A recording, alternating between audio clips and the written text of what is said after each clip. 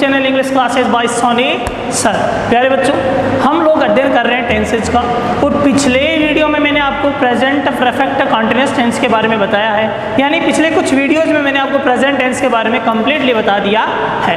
आज हम टेंस का अगला जो टाइप है यानी पास्ट टेंस, उसका अध्ययन करने जा रहे हैं, और इसके साथ ही हम पास्ट टेंस के जितने भी जो पार्ट्स हैं उन सब का अध्ययन करेंगे।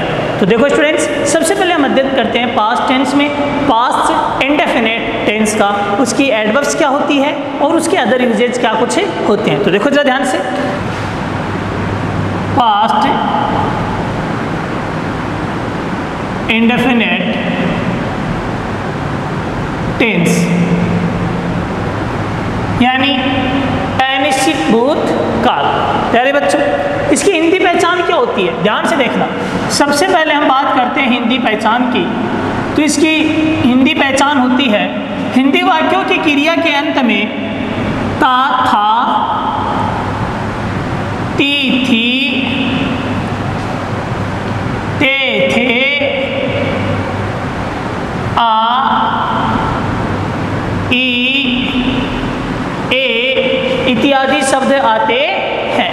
यानी हिंदी वाक्यों की क्रिया के अंत में ता, था, ती, थी, ते, थे, आ, ई, ए इत्यादि शब्द आते हैं, और इसकी जो एडवर्ब्स होती है, एडवर्ब्स का सूत्र है टॉय, सेल, जिसमें T, O, Y, S, A, I, L. T का मतलब क्या होता है, the last day, week, month, year, summer, winter. ठीक है, तो द लास्ट लग करके कोई भी टाइम दिया हुआ हो, फिर उसके बाद में ओ, वंस, वन डे, वाई का यस्टरडे, एस का सम टाइम बैक,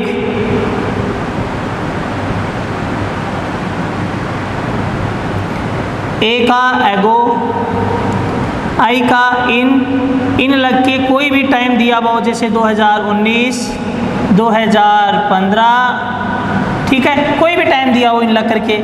और इसका मतलब है एल का होता है लॉन्ग एगो, लॉन्ग एगो। तो क्या हो गई, यानी इसकी एडवर्ब्स का सूत्र है टॉसेल, और टी का मतलब the last day, last week, last month, last year etcetera, O once, one day, Y का यस्टरडे, एस का सम टाइम बैक, ए का एगो, आई का इन 2019, 2015, एल का लॉन्ग एगो। अब स्टूडेंट्स, आपको याद होगा इसकी हेल्पिंग वर्ब क्या है, डिड। थोड़ा सा मैं आपको वापस पुनः याद दिला दूं कि हम लोगों ने थोड़ी मारवाड़ी में बात कर लेते हैं। आप लोग अध्ययन करो प्रेजेंट इंडेफिनिट टेंस को, और उसका मायने में थानिया बताओ कि एक ही हेल्पिंग वर्ब है डू और डज। डू डज को प्रयोग आफा नेगेटिव और इंटेरोगेटिव सेंटेंस में करा, साधारण वाक्य में डू डज को प्रयोग को नहीं करो जावे। भाई बात अठे लागू होगी कि इसकी हेल्पिंग वर्ब होती है डिड, और डिड का प्रयोग है वो साधारण वाक्यों में नहीं किया जाता है, नहीं किया जाता है, नहीं किया जाता है। ठीक है, यानी डिड का प्रयोग है वो केवल और केवल नेगेटिव और इंटेरोगेटिव सेंटेंस में ही किया जाएगा, कि डिड का प्रयोग नेगेटिव और इंटेरोगेटिव सेंटेंस में ही किया जाएगा। और इसकी एमवी क्या है, सेकंड फॉर्म। कैसी फॉर्म है, सेकंड फॉर्म। आपके याद होगा प्रेजेंट इंडेफिनिट टेंस की एमवी थी first form plus S, ES, IS, और उसका प्रयोग हम साधारण वाक्यों में एक वचनकर्ता के साथ कर रहे थे। तो समझ जाओ, एमवी सेकंड फॉर्म का प्रयोग है वह साधारण वाक्यों में अफर्मेटिव सेंटेंस में ही किया जाएगा। किस में किया जाएगा, साधारण वाक्य में ही किया जाएगा। जबकि नेगेटिव और इंटरोगेटिव सेंटेंस में वर्ब की कैसी फॉर्म आएगी, डिड के साथ में फर्स्ट। कैसी आएगी, फर्स्ट। याद रखना की हेल्पिंग वर्ब है डिड, जिस जो नेगेटिव और इंटेरोगेटिव सेंटेंस में काम में ली जाती है, जबकि मेन वर्ब सेकंड फॉर्म का प्रयोग है वो अफर्मेटिव सेंटेंस में किया जाता है। डिड के साथ एम बी फर्स्ट फॉर्म काम में ली जाती है। ये बात समझ में आई नहीं आई आपकी?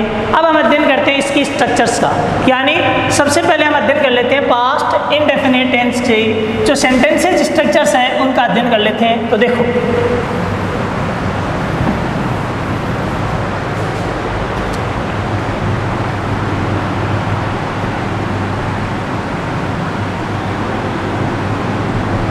अफर्मेटिव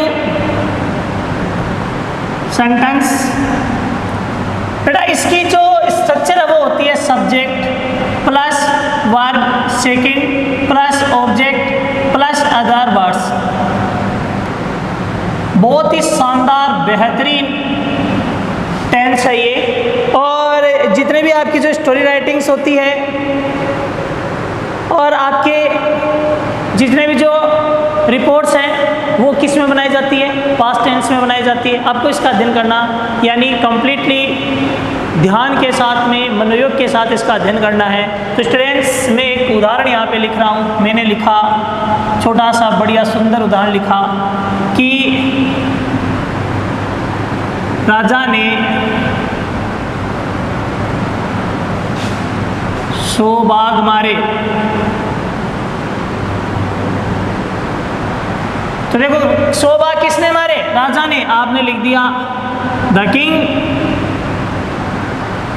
अब आपको बताइए सब्जेक्ट लिखने के बाद में वर्ब चाहिए। वर्ब क्या है? मारना। मारना को बोलते हैं किल। किल का क्या हो गया? किल क्या क्या मारे? 100 टाइगर्स। तो आपने लिख दिया द किंग किल्ड कितने बाघ मारे?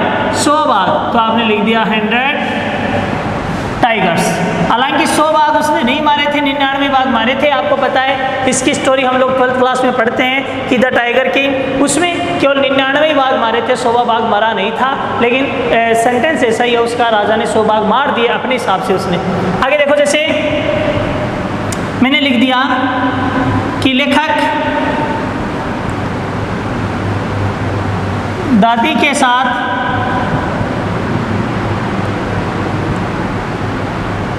मंदिर जाता था।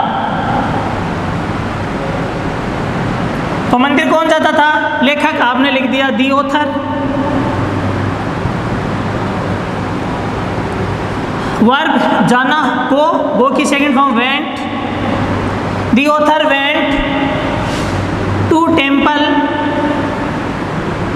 के साथ को क्या लिख दिया? विद। दादी को क्या लिख दिया? Grandmother. The author went to temple with grandmother. हम लोगों ने ये लिख दिया। बात समझ में आई नहीं आई? अब इसी में हम चर्चा कर लेते हैं इसके नेगेटिव सेंटेंस की, कि इसका नेगेटिव सेंटेंस हमें क्या कुछ कहता है।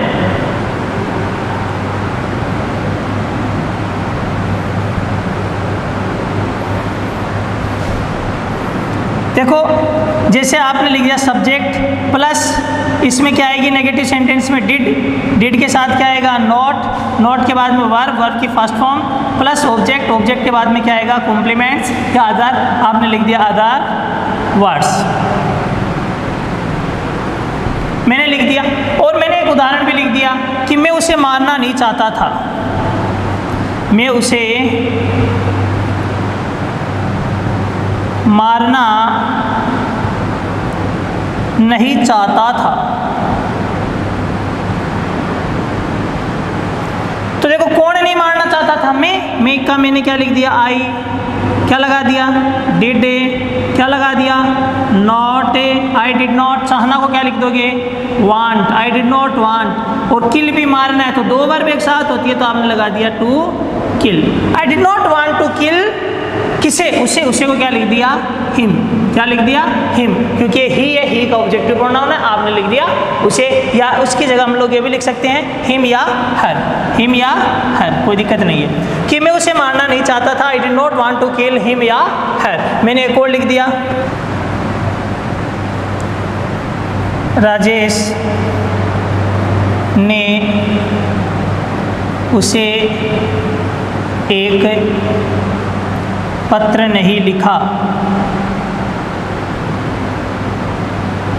तो देखो पत्र किसने नहीं लिखा? राजेश ने। तो आपने क्या लिख दिया? राजेश हेल्पिंग वर्ब लगा दी डिड, नेगेटिव है क्या लगा दिया नॉट, लिखना हो क्या बोलोगे राइट, उल्टा बनाओ एक पत्र को क्या लिख दिया a letter, Rajesh did not write a letter, उसे को क्या लिख दिया टू हिम, कि Rajesh did not write a letter to him, Rajesh ने उसको एक पत्र नहीं लिखा। ये है नेगेटिव सेंटेंस की स्ट्रक्चर।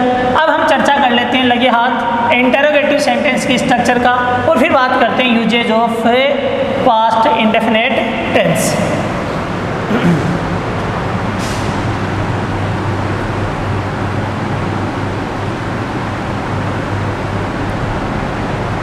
सबसे पहले एचवी टाइप, और आपको पता ही है एचवी टाइप में सबसे पहले सहायक क्रिया, बाद में कर्ता आता है, वर्ब आती है, वर्ब की फर्स्ट फॉर्म हो गई, ऑब्जेक्ट हो गए, अदर वर्ड्स हो गए, प्लस क्वेश्चन मार्क हो गया। और WH वर्ड, इसमें मैंने लिख दिया पहले WH word plus did plus subject पर verb first form plus object plus other words, और क्या आ गया क्वेश्चन मार्क। तो मेरा एक सेंटेंस है कि क्या तुम उसे जानते थे, क्या तुम उसे जानते थे। तो देखो वाक्य के शुरू में क्या आ रहा है क्या, और देखो क्या के लिए हमने क्या लिख दिया डिड, कौन जानता था तुम, क्या हो गया यू, डिड यू, जानना हो क्या लिखोगे नो, डिड यू नो, उसे को क्या लिख दोगे हिम या हर, डिड यू नो हिम या हर, कोई दिक्कत है क्या। फिर मैंने लिख दिया कि क्या वह तुम्हें पढ़ाता था, क्या हुआ है तुम्हें पढ़ाता था, तो क्या लिख दिया डिड, कौन पढ़ाता था वह को क्या लिख दिया ही, पढ़ाना हो क्या लिखोगे टीच, डिड ही टीच, और क्या आ गया यू, ऑब्जेक्ट है तो क्या हो गया you, did he teach you, क्या हुआ तुम्हें पढ़ाता था। समझ रहे हो मेरी बात। हम बात करते हैं WH वर्ड टाइप की, तो मैंने इसमें लिख दिया कि राजा ने 100 बाघ क्यों मारे, 100 बाघ क्यों मारे, ये मेरा प्रश्न है। तो देखो WH वर्ड क्या है इसमें वाई, WH वर्ड क्या चाहिए अपने को डिड, सब्जेक्ट चाहिए, सब्जेक्ट क्या है राजा, क्या आ गया the king, Y did the king, मारना वर्ब चाहिए, वर्ब के लिए मैंने क्या लगा दिया किल, कितने बाघ 100 बाघ, तो क्या लिख दिया 100 tigers, Y did the king kill 100 tigers, मैंने और लिख दिया लेखक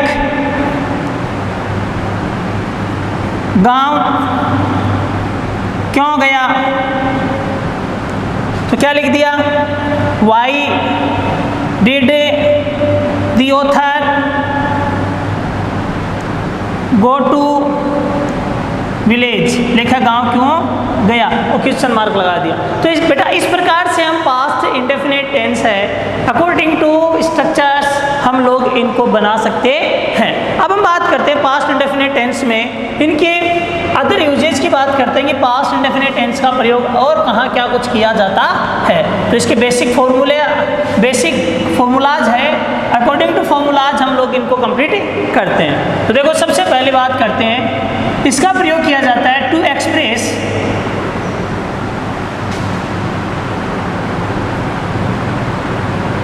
कंप्लीटेड एक्शंस, कि पूर्ण हो चुके कार्यों को व्यक्त करने के लिए पास्ट इंडेफिनिट टेंस का प्रयोग किया जाता है। कैसे, जैसे मैंने लिखा आई खालिस्तान मीट हिम यस्टरडे, मैंने लिख दिया कि आई खालिस्तान मीट हिम यस्टरडे। यहाँ पे वैसे एडवर्ब किसकी आ रही है, पास्ट इंडेफिनिट की आ रही है, यहाँ पे वर्ब की कैसी फॉर्म आ जाएगी, सेकंड फॉर्म। मैंने लिख दिया कि टू एक्सप्रेस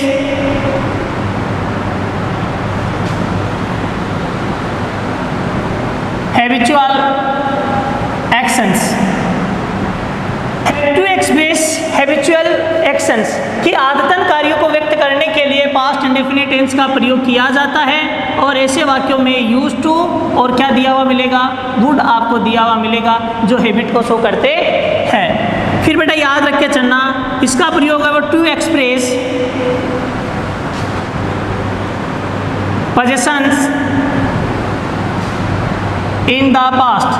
भूतकाल का कोई भी पोजीशन हो, यानी ओनरशिप या पोजीशन है भूतकाल का, उसको व्यक्त करने के लिए पास्ट इंडेफिनिट टेंस का प्रयोग किया जाता है। जैसे मैंने लिख दिया I too had a car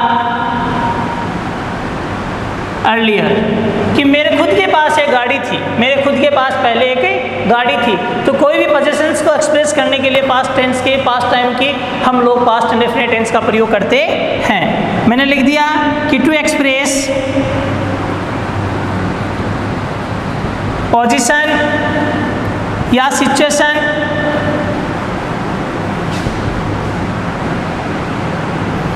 in the past, कि भूतकाल की कोई भी पोजीशन या सिचुएशन को व्यक्त करने के लिए पास्ट इंडेफिनिट टेंस का प्रयोग किया जाता है। तो हमने लिख दिया, इसमें आ जाएगा सबसे पहले सब्जेक्ट,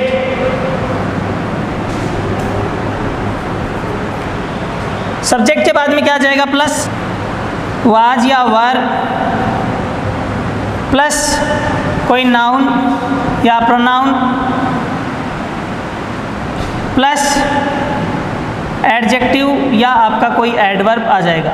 जैसे लिख दिया कि Nehru was a great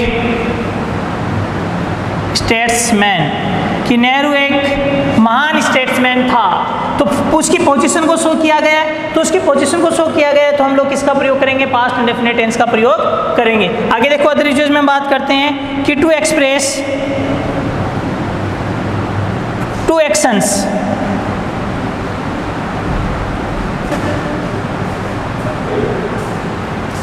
taking place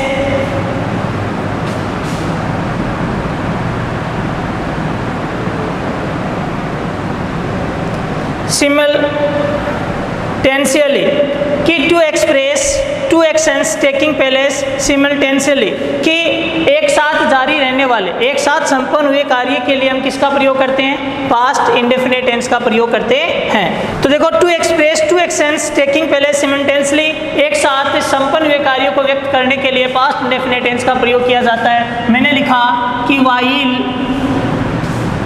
they danced we sang songs, यानी जब उन्होंने डांस किया हमने गाने गाए, ये बात हो गई, कोई दिक्कत। फिर बेटा इसमें देखो आगे क्या बात करते हैं, हमने लिखा टू एक्सप्रेस टू एक्शंस, दो कार्यों को व्यक्त करने के लिए when the first action leads instantly to the second action, कि एक काम पूरा होने के बाद में दूसरा कार्य जहाँ शुरू हो जाता है वहाँ पे हम लोग पास्ट इंडेफिनिट टेंस का प्रयोग करते हैं। कैसे, जैसे मैंने लिख दिया कि when he called me rascal I hit him, कि जब उसने मेरे को रास्कल कहा मैंने उसको मारा। समझ रहे हो मेरी बात। और देखो बेटा इसमें याद रख के चलना, till until before as soon as, यदि इनका प्रयोग पास्ट इंडेफिनिट टेंस में किया जा रहा है तो इससे ये पता चलता है कि इनके बाद में दूसरा काम शुरू हो गया है। समझ रहे हो मेरी बात, कि जब इनका प्रयोग पास्ट इंडेफिनिट टेंस में किया जा रहा है तो इससे ये जाहिर होता है कि इसके बाद में दूसरा काम शुरू हुआ है। तो ये याद रख के चलना। फिर और भी हम बात करें तो बेटा देखो हम लोगों ने बात की थी कंडीशनल सेंटेंस की। मैंने आपको बताया था कि इफ वाले वाक्य में क्या होता है, प्रेजेंट में तो एक सेंटेंस प्रेजेंट इंडेफिनिट का होता है, दूसरा किसका होता है, फ्यूचर इंडेफिनिट का होता है। वही सिंपल सी बात है, यदि इफ वाले सेंटेंस में एक तरफ वर्ब की सेकंड फॉर्म दी हुई है तो दूसरी तरफ क्या होगा, वुड होगा। समझ रहे हो मेरी बात, कोई दिक्कत है क्या। ये है बेसिक थिंग्स या basic usages of past indefinite tense. आशा करता हूँ कि पास्ट इंडेफिनिट टेंस से जुड़े हुए जितने भी जो एडवर्ब्स है, हेल्पिंग वर्ब है, ये आपके अच्छे समझ में आई होगी और साथ ही में इसके यूजेज भी आपके समझ में आए होंगे। थैंक्स।